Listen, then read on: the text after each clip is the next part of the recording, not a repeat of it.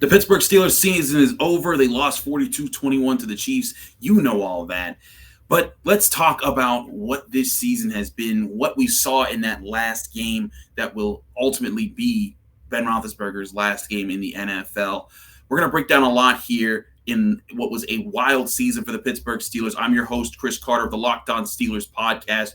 We have a lot to go over, from the hopes that could have been in this game to the points that were major letdowns, and from guys who, unlike Ben Roethlisberger, are supposed to be here moving forward in Pittsburgh, making differences for the Steelers roster. There's a lot of questions about where this team goes moving forward, but we'll break all of that down right here in the Locked On Steelers podcast. Let's get into it.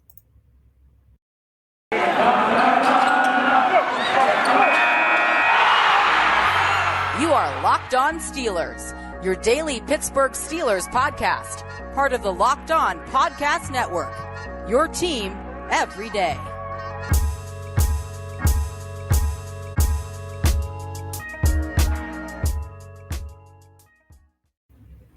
Welcome to the Locked On Steelers podcast. I'm your host, Chris Carter, bringing you your daily dose of all things of the Pittsburgh Steelers. As always, you can find this podcast on Apple, Spotify, Google Podcasts, and Odyssey. You can also watch this video on YouTube. Remember, hit the like button on YouTube if you're watching this video.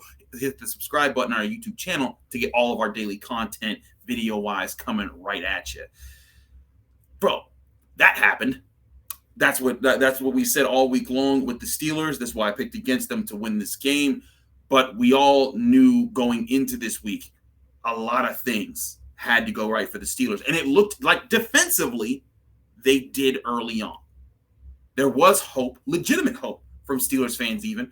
When you see the Steelers defense come out, force 3 punts, get an interception, and return a fumble for a touchdown. It was the kind of Steelers football you're like, there's some hope there. There's possibilities. But as we've seen all season long, the wheels can quickly come off this team because it's not a well-rounded team. It was a mediocre team that fought its way into the playoffs. We'll talk about overachieving, underachieving, all that later in the show. But you saw eventually the Chiefs were able to settle in because the Steelers, during that entire time where the defense scored a defensive touchdown, forced 2 turnovers and 3 punts, and limited the Chiefs to 4 first downs in the first 20 minutes of play, the Steelers themselves got just 2 first downs and no points. And in fact, they punted all the way through the first half and then fumbled on their first possession of the second half and then finally got 2 touchdowns late when the game was away. We said all week long, this Chiefs team, they're too good to win like they did against Buffalo, win like they did against Baltimore last week, like they did against both times against Baltimore, both times against the Browns and against the Titans. You're going to need to play 40 minutes or 60 minutes, excuse me. When I do college basketball, I get thrown off on the 40 minutes, 60 minutes thing, and I just covered a college basketball game the other day. But point being, you need to play 60 minutes of football, and that needed to come from your offense getting points early. And this offense, we'll get into what I have to say about these receivers. This offense, there were opportunities, certainly. I thought there were some mistakes by the offensive line early, but they I felt like they adjusted and they fixed some of them as the game went on. I thought Ben Roethlisberger did as best as he could. When you saw some of the throws that he was making, the deep throws, obviously, they're just not there. He doesn't have that cannon anymore. But there were times I thought he made decent reads and they just weren't caught. And there were times he didn't make the right reads, but this was a game that was going to take a lot of things going the Steelers' way. A lot of guys, a lot of doing the right things, a lot of dominoes falling in place. And early on, defensively, I think they knocked over all the dominoes. They were like, look, TJ Watt's creating turnovers, a tipped pass. By the way, TJ Watt, best defensive player in the NFL, truly a remarkable player. He tipped the pass that got intercepted by Devin Bush. He got his first playoff sack, though that was in garbage time, but he also recovered that fumble, took it to the end zone after Cam Heyward forced it. Fantastic job by those guys early on. But this was why I said they were going to need to play a complete game, because unlike the Bills, unlike the Titans, unlike the Ravens, this is a well-oiled offense that works almost every week. And you saw if the Chiefs play like they did early on this season, maybe they have a chance, but you needed a lot to go your way. You needed your offense to put up some points, put some pressure on Patrick Mahomes to say, hey, it's not just 7 points you have to overcome, it's a 17-point lead that you have to go overcome. Imagine if the Steelers get just a touchdown and a field goal in those opening drives. Mind you, when the Chiefs get that fifth possession, when the Steelers force the fumble, recover the touchdown, that's probably more to the back end of the second quarter, and there's a lot less time for them to adjust, and it's going to put pressure on them to succeed. Those are the things you needed to put in the Chiefs right now, and the Steelers just didn't have those guns in this game. But I don't think it's something that the Steelers organization should be hanging its head too much over. Again, you just saw they're just outclassed by how good the Chiefs are this year. The Chiefs are in their prime. This is where they want to be. This is what they've built towards. They have Patrick Mahomes at his best. He has all the weapons he needs. The Steelers are absolutely in a rebuild. We said that, early in the season, middle of the season. We've said it all season long with all the rookies that have had to start. And heck, I thought we saw some inspiring performances. Like I said, TJ Watt, Cam Heyward, Trey Norwood had 2 breakups on third downs early against Patrick Mahomes. I thought that there was good fight from guys like that, but there was not good fight from certain guys. And I think there's going to be some serious questions about what the team has to do moving forward. We'll get to that in just a minute here on the Locked On Steelers podcast. But first, I got to talk to you guys about Built Bar. It's the new year, so that means New Year's resolutions. If yours is about getting fit or eating healthier, make sure you include Built Bar in your plan. Built Bar is the protein bar that tastes like a candy bar, maybe even better than a candy bar. Built Bar makes it easier to stick to your resolution because it tastes so good, you'll want to eat it. Unlike the protein bars that can be chalky, waxy, or taste like a chemical spill.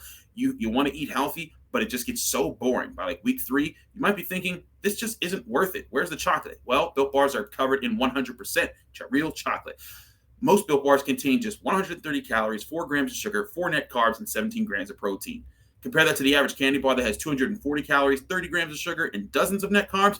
You're making a really good, healthy decision. So remove all the old snack locations that you have. Throw out all the old candy bars and the snacks that aren't healthy for you. Replace them with Built Bars. You can get whatever flavor you like by going to Built.com. You'll find peanut butter, brownie, cookies and cream, raspberry, salted caramel, minted brownie, all those flavors available at Built.com, where if you go right now, you'll find a 15% off your next order by using promo code LOCKED15. That's LOCKED 15, LOCKED15 for 15% off your order at Built.com.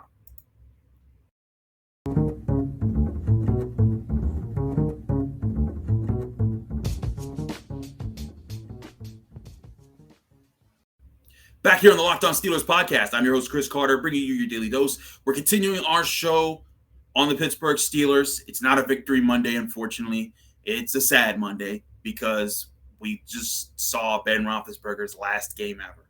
And whereas it wasn't 63-7, which was Dan Marino's last game ever in the NFL, 42-21, we said if the crazy things didn't happen for the Steelers, this was most likely how Ben was going to go out. He did go out, though, throwing 2 touchdowns, one to Diontae Johnson, one to James Washington. He was at least able to do that. And I felt like Ben Roethlisberger gave them a chance early on, but inexcusable, and I mean inexcusable drops from Diontae Johnson. And again, when you're that outmatched by a team that has the best quarterback in football, when your quarterback is aged below average and not playing great this season, when their offensive line has investments and yours is still kind of developing, when their offensive playmakers are fully developed and yours are still developing, when their defense is has guys on the edge, guys up the middle, they're not as hurt up as you are with the guys that you're missing. There's a lot of things that just add up not in your favor in this matchup. You need to make every single play in those moments. And Diontae Johnson, with those 2 drops early on, and then you had the false start that backed them up on a third down, really put the Steelers in rough spots in this game. If he catches those slants and does what Diontae Johnson has become accustomed to doing, or Steelers fans have become accustomed to watch him do when he has the ball in his hands, maybe the game goes differently. Maybe they get some points in those early drives. Heck, maybe they score a touchdown and maybe they get that 10 points and we're talking about a 17-0 lead instead of a 7-0 lead when TJ Watt gets that touchdown. all things considered, that needed to be better. Chase Claypool needed to be better. Heck, if you listen to Mike Tomlin's post-game press conference, you'll hear him when he was asked about it, and someone said, it was Dejan Kovacevic, my boss at DKPittsburghSports.com. He asked Mike Tomlin, he was like, well, did you need to see more receivers? And he just said, you think? And when Mike Tomlin gives a 2-word answer to something like that, that means he's disappointed about something. And this was a time to reflect. Like, he didn't go over all the normal things about, we need to do this, we need to do that. He kept it simple. We didn't execute. We had the game plan out there. And he's right. The game plan was out there. They had the opportunity. They just didn't execute on the field. We saw the opportunities out there in front of them, the success that they were able to have when they pulled off the plays that were called on the field. But when you hear him respond like that, that to me says, that's a man. This was a gut check time for a lot of guys, and certain guys didn't rise up to the occasion. Chase Claypool, had a rough year, didn't have the touchdowns that he had last year, but looked like he might have been figuring things out late. Again, second year, we'll see where he bounces back in his next year. We'll also see how these guys look with a younger quarterback who's more mobile next year, presumably more mobile next year, and what the offense will even ask of them in the coming years. But I think that there's a serious question now. If you're the Steelers fan, if you were talking about the Steelers as we were before the season, you probably thought, well, there's no need to reinvest at the wide receiver position. You're going to have, Chase Claypool. You're going to have Diontae Johnson. You'll have your chance to pick between James Washington, Juju Smith-Schuster, and then you could probably draft some 4th or 5th round rookie, and then it'll become Antonio Brown all over again, blah, blah, blah. You probably have that confidence. That confidence looks shattered right now when you talk about the hope of this receivers unit being able to move forward with the way that Diontae Johnson played. And again, Diontae Johnson, much better season. He definitely took steps forward. He eliminated the drops for about 10 to 12 weeks. He was that guy. He was wide receiver 1. And then he fell off a cliff.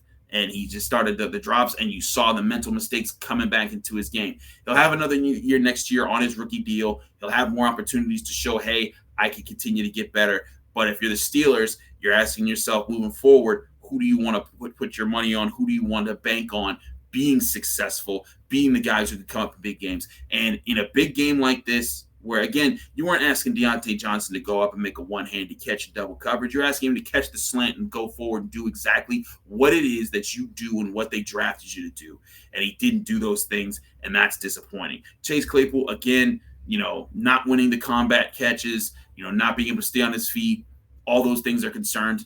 Are they things that could maybe be fixed in the coming years? Sure. Does he get better opportunities? Maybe. We'll see that. And he has 2 more years on his rookie deal to figure things out. But the point is, you do like Pat Frymuth. He brought really good fight in this game as well, as he has all season. You do like Najee Harris, even though he fumbled for the first time of his career this week. You saw it was when he put it in the arm that he had the elbow brace in, and that's when and then he fumbled the ball. So lots of circumstances there, and against a Chiefs defense that is talented.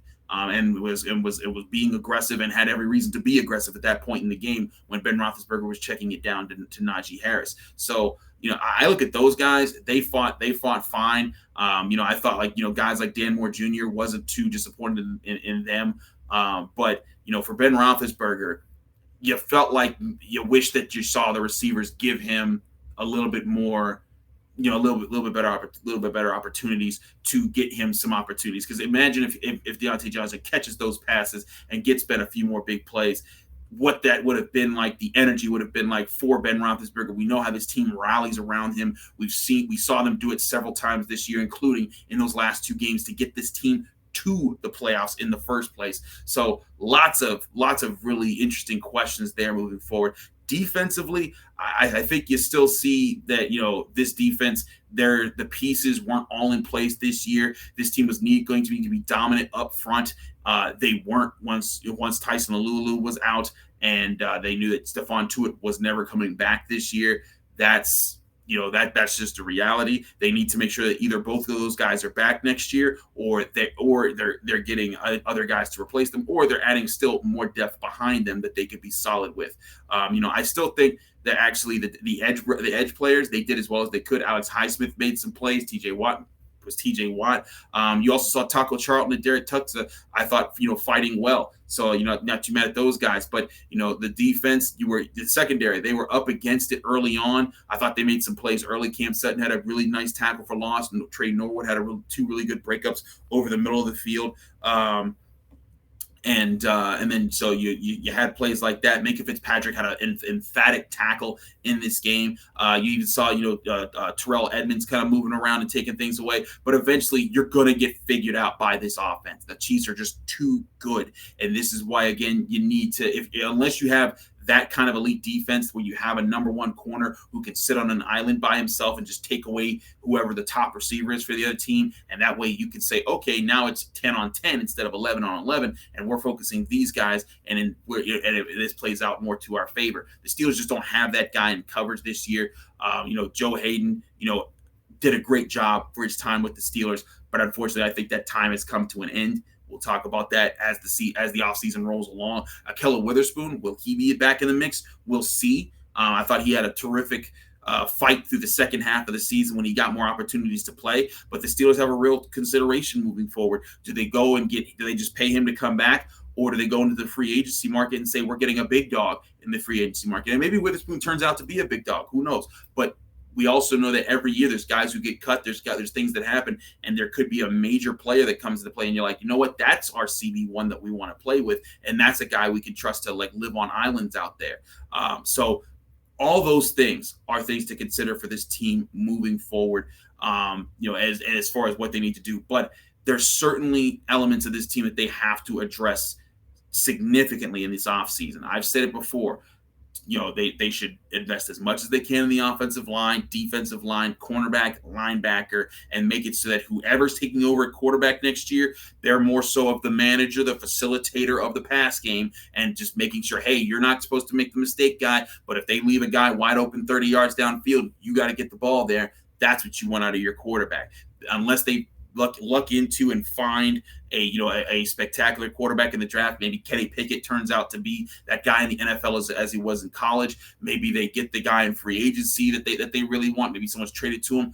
All of that could happen, but it's most likely won't. So bank on building the rest of your roster around things you can control. I think that's the better option for the Steelers moving forward. We're not done here. I want to talk about Ben Roethlisberger because I think there's a lot we should acknowledge about what happened this season and just what it goes into Ben's legacy for what we saw, because it's not going to be limited to a 42-21 loss in a playoff game to a really good Kansas City Chiefs team. That's not going to define Ben's career, but there were things this season that I think further define his career in a positive way. We'll talk about that in just a minute here. But first, I got to talk to you guys about betonline.ag. BetOnline would like to wish you guys a happy new betting year as we continue our march to the playoffs and beyond. BetOnline remains the number one spot for all the bet sporting wagering action of 2022. With the new year and new updated desktop and mobile website, you can sign up today and receive a 50% welcome bonus on your first deposit. Just be sure to use the promo code LOCKEDON. That's LOCKEDON, Locked On. For the week, they cover from football to basketball to hockey to boxing to UFC, right down to your favorite Vegas casino games. Don't wait to take advantage of all of the amazing offers available for 2022 at BetOnline, the fastest and easiest way to wager on all your favorite sports. And BetOnline, where the game starts.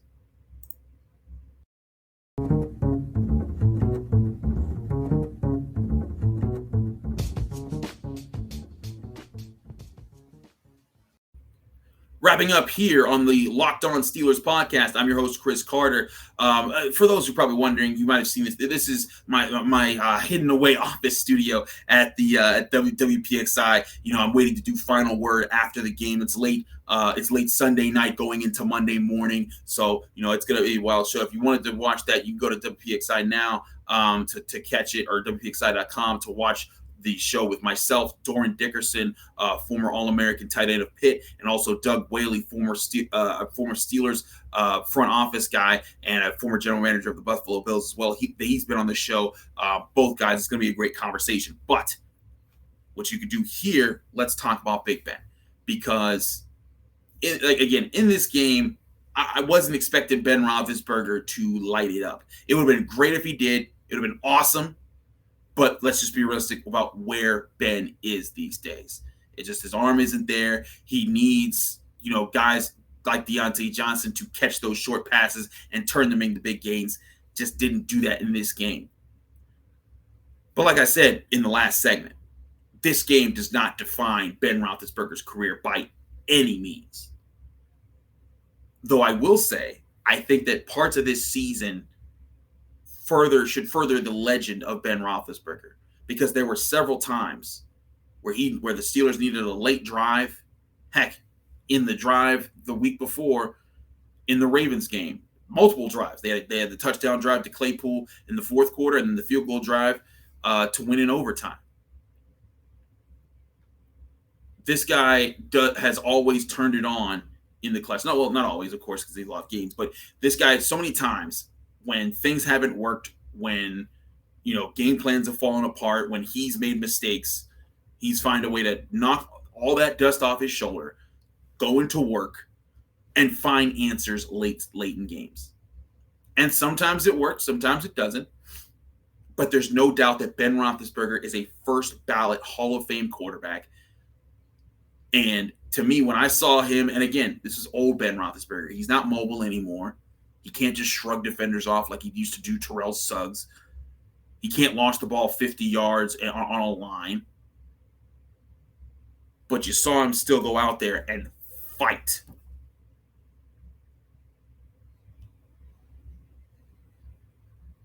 And when you see someone go out there and fight the way that Ben Roethlisberger does, it inspires the team. And I do think that that's what the Steelers got in that situation throughout most of this season, is that there was a rallying around Ben, and the Steelers are going to miss that.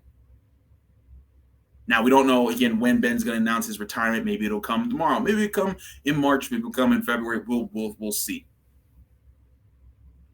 But to me, with the limitations that were obviously on him, with what we found out about the offensive line and their limitations, with what happened with the injuries.